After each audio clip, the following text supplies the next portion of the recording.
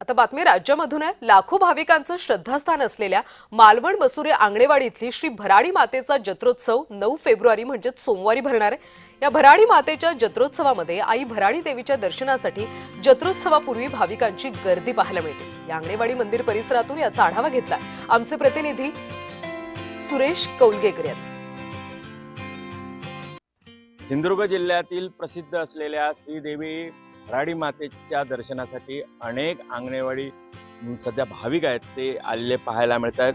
जत्रोत्सवाच्या आदल्या दिवशीपासूनच मोठ्या प्रमाणात जी गर्दी आहे ती भाविकांची असते।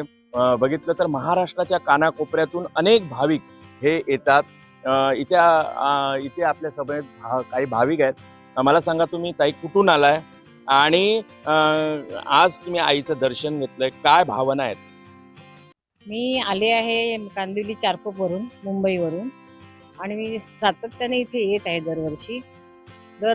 खूप गर्दी असल्या कारणाने आम्ही अगोदर मनसोक्त अगदी दर्शन व्यवस्थित घेता यावं यासाठी आम्ही अगोदर आलो आहोत, कारण त्यावेळेला मनाप्रमाणे दर्शन घेता येत नाही, प्रचंड गर्दीमुळे ते साध्य होत नाही। दरवर्षी मी येत असतो आणि खूप बरं वाटलं आल्यानंतर, म्हणजे मन तृप्त झालं। पण ते गर्दीमध्ये होत नाही, त्यामुळे आता जरा थोडं लवकर येऊन ते दर्शन घेतल्यामुळे खूळे बरं वाटलं। दरवर्षी मी आईच्या दर्शनासाठी येतो आणि आईचं दर्शन घेतल्यानंतर मनामध्ये एक समाधान प्राप्त होतं आणि या समाधानामुळे अगदी आनंदी आनंद असा कुटुंबाला मिळावा असं मी आशीर्वाद मागून घेतलेला आहे। माझ्या मुलग्याच्या नोकरीसाठी पण मी बोललेलो आहे, त्यामुळं आई भराडी मला यश देणार यात काही शंका नाही। सुरेश कौलगेकर, जय महाराष्ट्र, अंगणेवाडी, सिंधुदुर्ग।